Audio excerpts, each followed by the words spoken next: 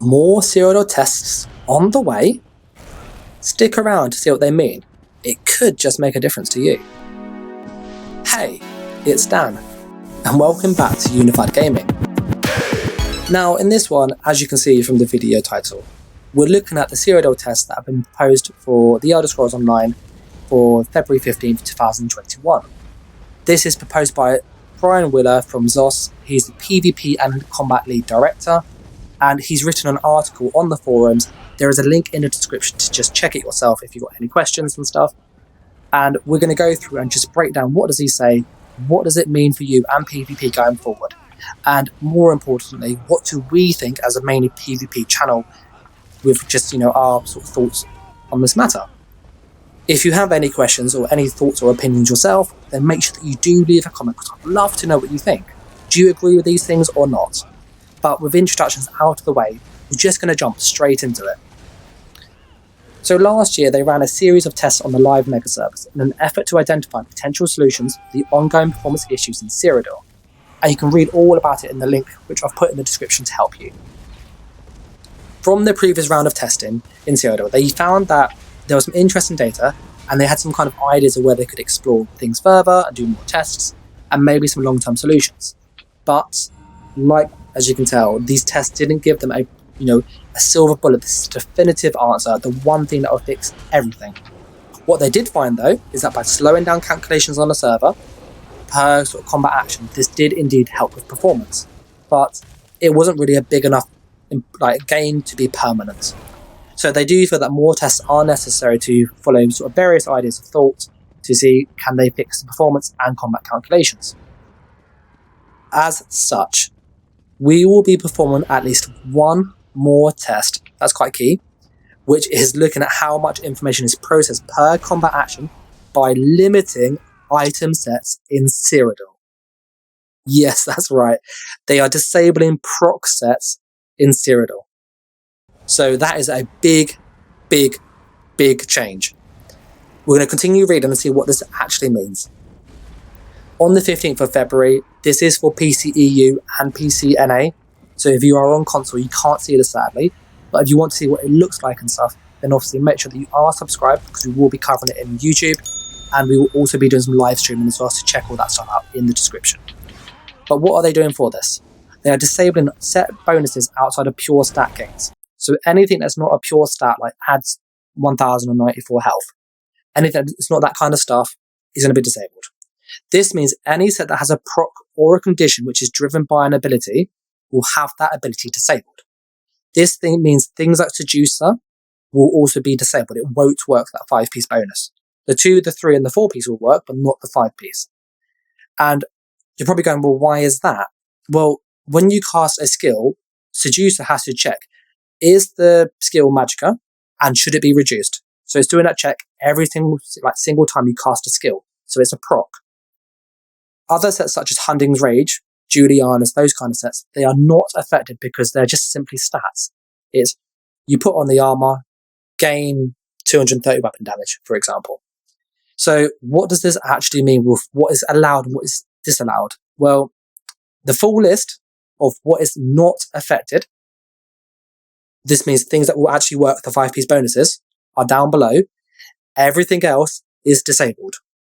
You ready? There's a few surprises for you. Okay? Amber Plasm works, Trainee works, Beekeepers works, Crafty Alfiq works, Draugr Hulk works, so Draugr Hulk, Endurance, Fortified Brass, Grace of the Ancients, so Ancients Grace, Hunding's Rage, Impregnable Armor, Law of Julianus, Leviathan, Mother's Sorrow, Plague Doctor, Shackle Breaker, Spinners, Spriggans, Wall Power, Agility. That's it. No other set will work fully in this test. This test is going to last for 3 weeks, and they will let people know what happens. As with this, the test is going to start on the 15th. They're going to also revert the healing changes from last patch, so that when you heal now, you can heal people in your group or outside of your group, because it didn't really give any big performance gains, and they're wanting feedback. So my biggest thing I can say to you is, if you're on PC EU, PC NA, go into Cyrodiil and test this out. They haven't said it here, but they will likely do double AP. They did in the last one, so I'd be really surprised if they didn't. As with the sets and the stuff, we're just going to go through what does this actually mean for you and how do you build for it and stuff going forward. And why are certain sets not on here? So what do we think? Well, what do I think? Well, first and foremost, I think that they are aware that performance is an issue. They've done a lot of work over the past year and a half to fix it. They've audited the skills, they've reworked all the sets, the proc sets, they've done a lot of balance with some of the passives with like heavy armor and stuff. They've reworked the entire CP system. All of these things, if you look at what do, they simply take load away from the server. It's less calculations, less decisions need to be made. They are also this year are looking to upgrade the servers as well. The servers are about 7 years old currently, from looking at kind of when the game was made and when they would have been set up. So they're looking to upgrade them. They haven't specified what tech they're going to, which that's obviously going to have an impact. But as you can see, they are really trying to fix the issues with performance, both PvP and PvE.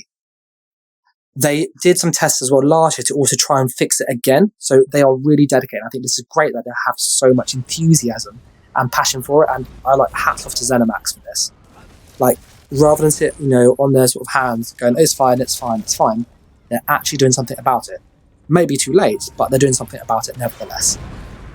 As with this one, they're limiting proc sets, as we've said. So for me, this is a great change.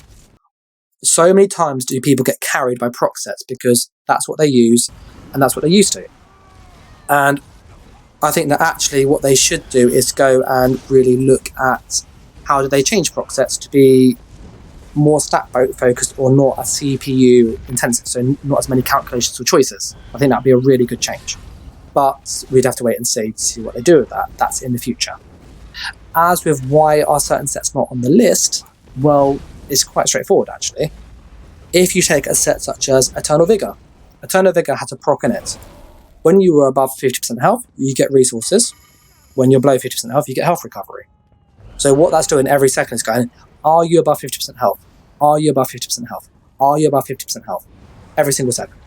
So that's happening every second that you're in combat, looking for that change. That's proccing constantly. You don't have sets like Mechanical Acuity, which people go, well, that should be on here clearly. And that, again, if you look at the logic that it will do, it will go, okay, has the target damaged somebody? Yes. Was that damage a critical hit? Yes or no? If yes, give them a 100% crit chance. Or, if yes, but they are on cooldown, don't apply it. If no, don't apply it. Do you see how many decisions that one set makes just to decide if it works or not? And Acuity is not even a really big, complicated one. So lots of sets are really, really procky by nature. Even things like the Mighty Tudun. Mighty Tudun is a 2-piece set that when it's equipped, you get the Major Resolve armor buff. What that's doing every 2 seconds, or every second, is going, is it equipped? Do you have 2 pieces on? Do you have 2 pieces on still? Do you still have 2 pieces on? Do you have 2 pieces on still? Is it still on? Is it still on? If it's on, we'll give you the armor. If it's on, we'll give you the armor. If it's not on, we won't give you the armor. So it's just checking time and time and time again. And this happens for so many sets in the game. Things like Swamp Raider, Automation, they are damage increases on just raw element types. Swamp Raider 600 weapon damage on poison abilities. So it is, when you do damage, is it a poison damage skill? If it's yes, add the damage. If it's no, don't add the damage. That is proccing indirectly. New Moo is going, okay, have you casted a skill? Yes, has it had the 5% cost increase added to it? No, add it on now. Is it a class skill? Is it a weapon skill? So it looks for those kind of things. And this is happening with so many sets time and time again.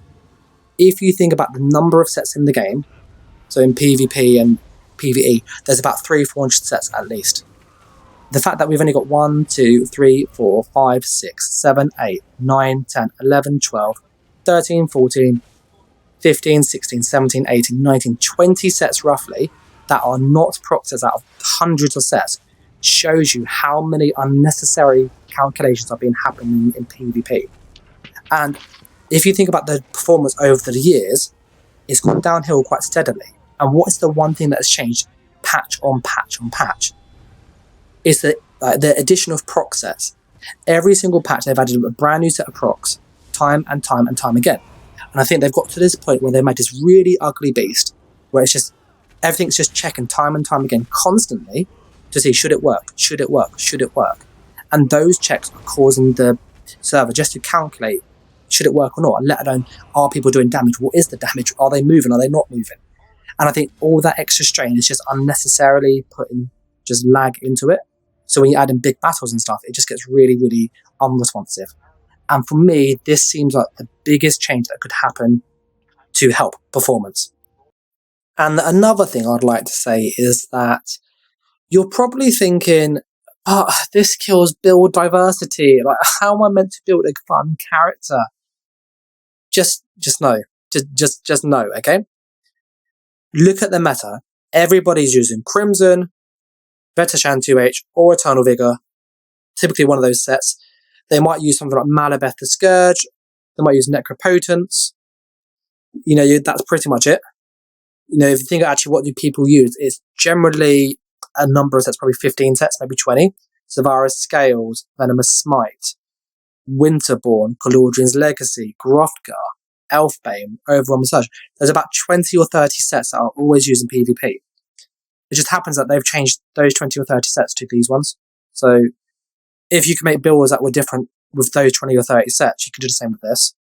So I don't think that this will kill build diversity. I think what this will do is give people a very blanket set of stats. They can then specialize. If you use something like Plague Doctor, loads and loads of health, plus Fortified Brass or a tank now, you might go as a damage dealer and use Crafty Alfiq and Amber Plasm. You've got good resources, good damage. You might go, actually, I'm going to go with Penetration and damage and use Crafty Alfiq and Spinners. I'm then going to put all my jewelry glyphs into spell damage and go Pure Glass Cannon. You can really specialize with this setup a lot easier, whereas before you could just be good at everything, with Crimson carrying your survival, Eternal Vigor carrying your survival, so you can put everything else to damage and have great survival, great damage. This does feel like you actually have to build your character properly, because if you build it wrong, you are going to die. You have no resources or really, really terrible damage. And so for me, I don't think this kills build diversity. If anything, having people build around stats properly will give them a better understanding of what you need in PvP to do well long term, and the importance of movement. So if anything, this is a great time to learn how to PvP properly. And as I said, I'm going to do much more of this on stream, on the channel and stuff. So check that you are subscribed and that you are signed up to our Twitch and all that good stuff. But yeah, just obviously want to really, really make that clear. What this means is you need to go out into Cyrodiil and test this. You cannot sit here and go, I'm not playing PvP because of this in Cyrodiil. If you don't do that, ZeniMax have said in the past, I imagine they'll stick with this, if the performance games are notable, and this fixes it long term, this will be the way combat will be going forward. They've said this with the AoE test with the 3-second cooldowns, and if this has a big enough performance boost, because nobody plays it, proc sets will be disabled in Cyrodiil, which will probably be put into Imperial City and then Battlegrounds to make consistency for PvP. So if you like your proc sets, you need to be taking part, 100%. If you don't like your proc sets, you should be taking part anyway, because it's great for you. And if you want to see how good are you a player, are you actually really good, or are you being carried by proc sets and gear, this is the best time to prove it. Go out, try and 1vx if you can, play in groups, whatever you do to measure yourself. This is the best time to do it. If you can do well in these tests, you're a good player. If you can't do well in these tests because you don't have Crimson keeping you alive or Eternal Vigor, then you know the answer and perhaps you want procs back. But that's what I think of these tests. Really, really optimistic. Looking forward to seeing what do they do, what do they bring to the game. And I'm going to come up in another video, probably a day or two after this, to show how do you build for PvP for these tests cheaply but effectively. So make sure that you are subscribed so you don't miss that. But I'm going to wrap this one up here. So I want to say a massive, massive thank you to those Patreons. Like, their support allows me to make these videos. So if you want to support myself, get access to them early and all that good stuff, help on Discord, and so on and so on, there's a link in the description with more details. Support me with as much or as little as you can. It really, really helps. And simply liking, commenting, subscribing, and sharing has a massive, massive impact. So if you haven't done those things, check that you have done them now. But with that said, I'm going to wrap it up here, as I've said. So I'll catch you in the next video, guys. Thanks for watching. Take care, and bye.